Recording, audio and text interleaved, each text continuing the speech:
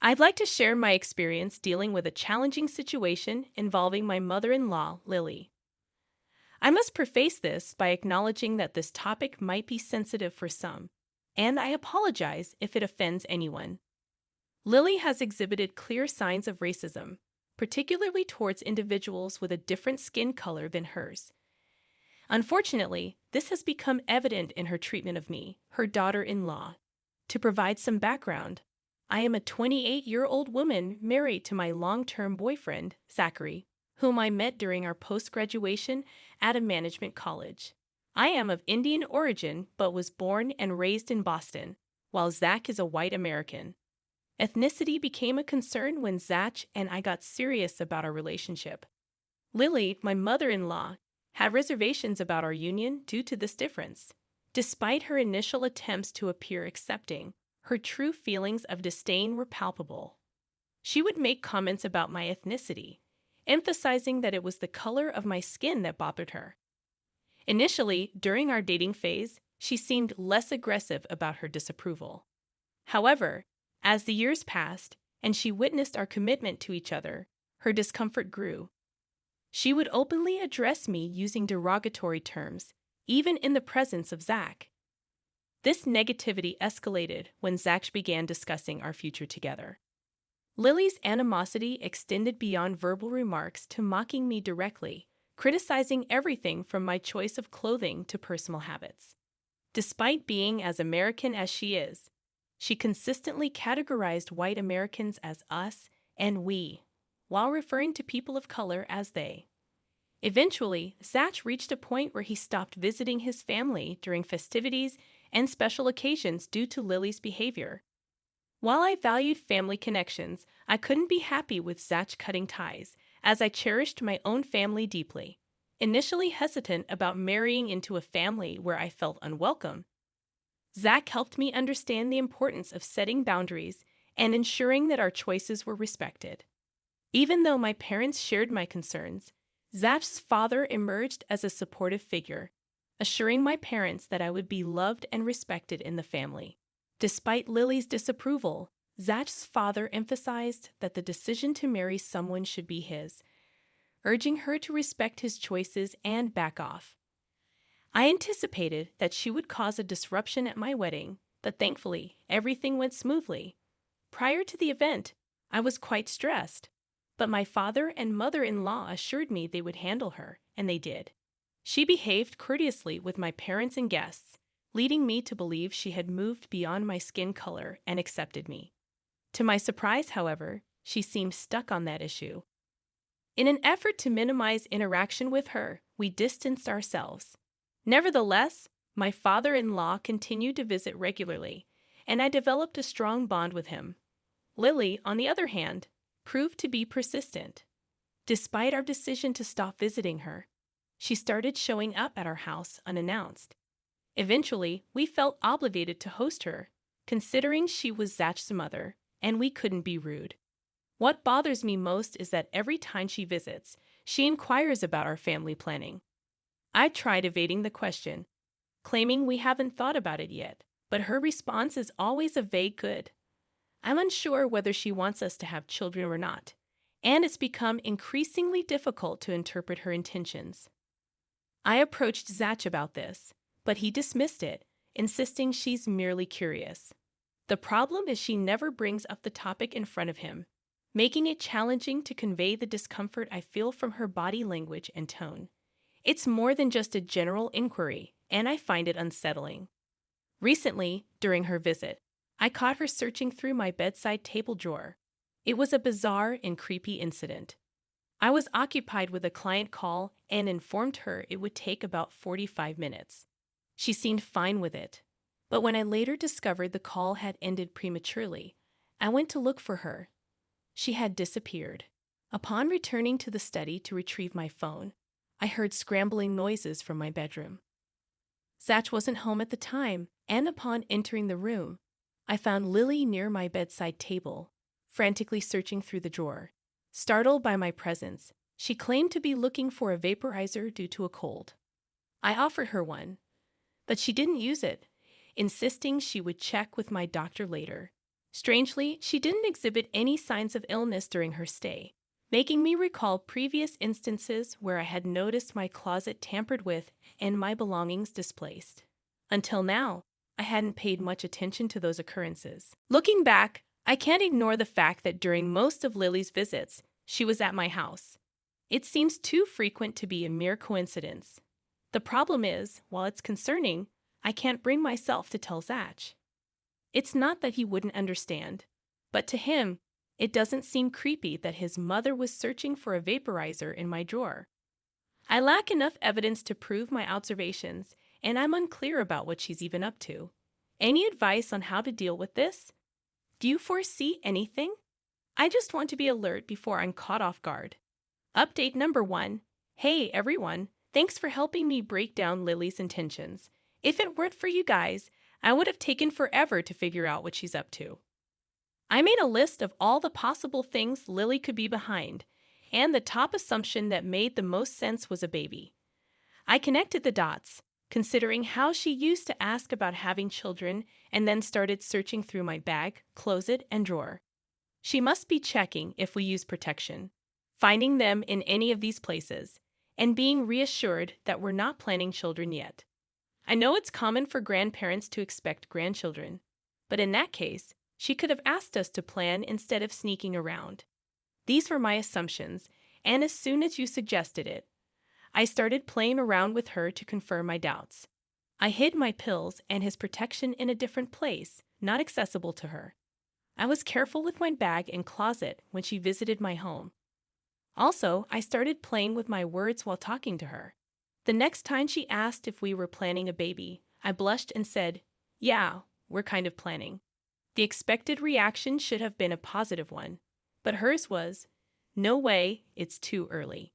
You guys should enjoy your life first. The baby can wait." I've never heard a mother-in-law say this. It wasn't even advice, it was more of an instruction. Currently, I'm just enjoying this drama, teasing her that we're planning for a baby and relishing her reaction. I know it's a concern that she doesn't want us to have a baby, and I don't know why. Or maybe I do. I'll probably update you when I have more details about her intentions. This was just a quick update for everyone to have a good laugh. Thanks to those who have been checking on my last post. Update number 2. Hey guys, this is going to be a longer one.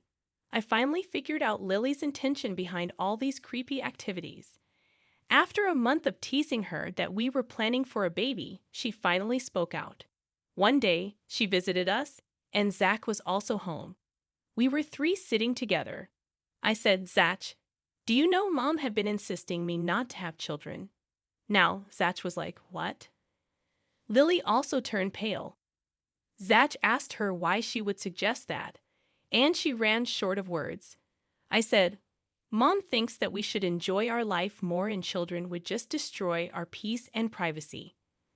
Mind you, Zach loves children. It was I who was pushing the plan of the baby to the next year. Zach wanted it now. Lily tried to cover up and say, "Yes, I was suggesting it for your own well-being. Enjoy your youth." Zach said he had enjoyed enough, and now he wanted a baby. You know, I could have informed Zach about it earlier, but the joy of having a face-to-face confrontation was too tempting. It led to a heated argument between Zach and Lily, escalating to the point where she turned aggressive. Lily asserted that if we truly wanted to have a baby, we should opt for traditional surrogacy.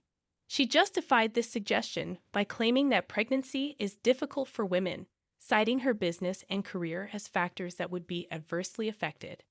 According to her, not only would my work be impacted, but Zach's business would also suffer because he would have to take care of me. She insisted that we could afford surrogacy and encouraged us to go for it. I was perplexed. I knew she couldn't be genuinely kind and considerate. Her suggestion of surrogacy wasn't about our work and well-being. Zach, in response, remained calm, agreeing to consider the idea. Lily, thinking that we were immediately planning for a baby, showed up a few days later. This time, she deliberately checked Zach's availability, claiming she had something important to discuss. To my surprise, she brought a list of top places providing surrogacy facilities and had shortlisted women offering surrogacy. As if that wasn't enough, She also had a list of female egg donors, shortlisting two with the best genetic features. Zach and I were taken aback. I used a punching bag to calm my nerves, while Zach lost his temper, yelling at her for being nosy in our lives. He firmly stated that it wasn't her business to interfere in our lives. Lily insisted that her motive was well-intentioned, but I continued to probe. I questioned the need for an egg donor when I was fertile enough. Finally, she blurted out, "Your egg is going to have a brown baby. I cannot let you guys color our genes." The outrageousness of her statement left us in shock. Zach would have resorted to physical confrontation if she wasn't his mother. Lily stormed out, giving me a look that suggested I had ruined her relationship with Zach. I didn't care. I had to bring this to Zach's notice. A few days later, she sent a sorry card to Zach, but he refused to speak to her. Despite her attempts to mend the relationship, he remained firm. She even visited his office with flowers, but Zach did not forgive her. She's now trying to fix her relationship with Zach by being extra sweet to me, but she hasn't apologized to me. In reality, she had belittled and offended me. Fortunately, Zach defended me so firmly that I didn't need to intervene. I hope she learns her lesson and refrains from interfering in our personal life. I'll keep you updated if anything develops. Update number 3, guys. Lily doesn't seem to have learned her lesson. I apologize for not updating this often due to my hectic schedule, but I appreciate the supportive space here. I feel safe sharing these events with you. Following the confrontation, Zach ceased communication with his mom. Despite her attempts to reach out, he remained silent. Lily resorted to sobbing to my father-in-law, expressing remorse for her words and expressing a desire to mend everything. My father-in-law, a principled family man, holds significant respect from all of us.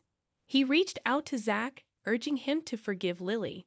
Zach, influenced by his father's values, forgave his mother but established a firm boundary against her interference in our lives. Lily pledged not to meddle, expressing guilt and a desire to spend time with us to cope. Although Zach and I spent minimal time at home due to work, parties, or vacations, we allowed Lily to stay. Amid discussions about children, Zach and I decided to start planning for a baby immediately. Despite our efforts, my cycles came and went with no positive results after 3 or 4 cycles of trying. Concerned, we consulted a doctor, repeating tests for genetic issues and psychological barriers, but nothing surfaced. The doctor advised us to keep trying for at least a year. A visit to a fertility counselor revealed the challenges some women face after years of trying, providing a glimmer of hope. While Lily lived with us, she did not intrude, and I kept the fertility struggles from her, attributing my stress to work. As therapy proved ineffective, I stumbled upon something suspicious: Lily tampering with my morning juice. I witnessed it and confirmed my suspicion with my maid's involvement. I promptly disposed of the juice and realized that the lack of side effects indicated a connection to my birth control pills. I refrained from eating or drinking anything separately and considered revealing this to Zach. Lacking evidence, I consulted a doctor friend who suggested avoiding revenge at that point and instead recommended distancing myself from Lily. She requested me to assure Lily that I was opting for traditional surrogacy due to my alleged inability to produce healthy eggs. I insisted on a written report, but she claimed she couldn't risk her career. Despite this, she created a fake report under her name and location, stating that I was not fertile enough to produce eggs. Returning home, I showed it to Lily, feigning tears and distress. I conveyed that the doctor suggested surrogacy, and she appeared delighted. I asked her not to inform Zach because he wouldn't agree to using someone else's genes for our baby. Making her my ally, we both started looking for doctors and surrogate mothers. Lily, however, urged me to continue the search as she had to return to her husband. She insisted on finding gorgeous white women as donors. Once she left, I confronted the maid about the birth control pill incident. Tearfully, she confessed to Lily's instructions, but I recorded her admission. I didn't fire her because she was bribed by Lily, threatening to report her to the police if she revealed this to Lily. Now that Lily's not around, I'm hoping to conceive naturally. I'll update you when I have time. Thanks for checking in. Update number 4. Starting with good news. We're expecting twins in February. I know it's a late update. Blame my pregnancy exhaustion. Conceiving on the first cycle after Lily left, Zach and I were overjoyed upon seeing the positive results.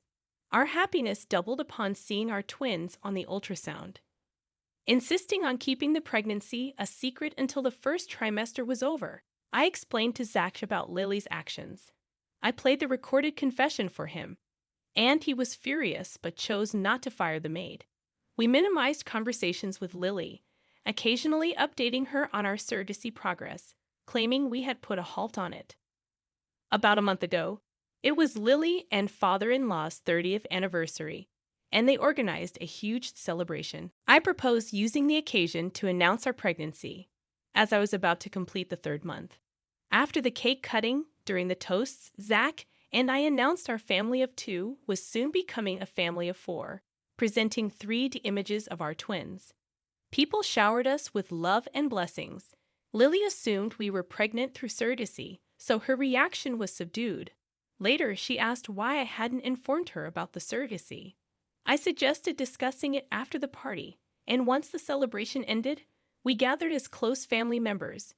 Lily questioned why I wasn't drinking and demanded to see a picture of the egg donor to examine her facial features. In response, I tightened my dress to reveal my tiny baby bump. Lily, taken aback, lost her composure, yelling and hurling insults at me. Zach intervened, urging her to stop, but she proceeded to disclose all our conversations about infertility and surrogacy. Standing there quietly, I felt the weight of her revelations. Zach played the confession recording for everyone, leaving my father-in-law furious to learn about Lily's malicious actions to prevent my pregnancy. In her defense, Lily expressed her reluctance to see a brown child in her family, causing an uproar among Zach's extended family. Shouting and yelling ensued, primarily between Lily and the others present, including Zach's uncle, brother-in-law, and his wife. Lily continued making outrageous statements, and I couldn't hold back my tears any longer.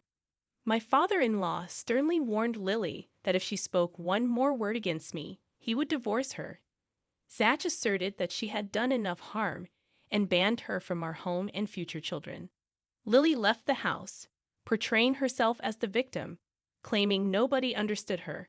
My father-in-law and others consoled and apologized to me for Lily's behavior. Despite his apologies, my father-in-law expressed regret for failing to keep Lily in check. Zach and I decided to take a short trip to help me cope with Lily's wrath and the impact on my mental state due to pregnancy hormones. During the trip, I cried uncontrollably, but it eventually aided in my emotional recovery. Despite Lily's attempts to contact Zach and apologize, he remained adamant about not allowing her in during the pregnancy phase. We couldn't trust her, fearing she might disturb me mentally. I wanted to focus on being happy and enjoying my pregnancy. Thank you all for the love and blessings. Please wish me a healthy pregnancy. I'm not surprised that the mother-in-law was cut off towards the end of the story, and the father-in-law gave a strict warning. If she continued with her behavior, he would divorce her. I'd love to hear your thoughts on this story. Feel free to share your comments below. Thank you for your support, and I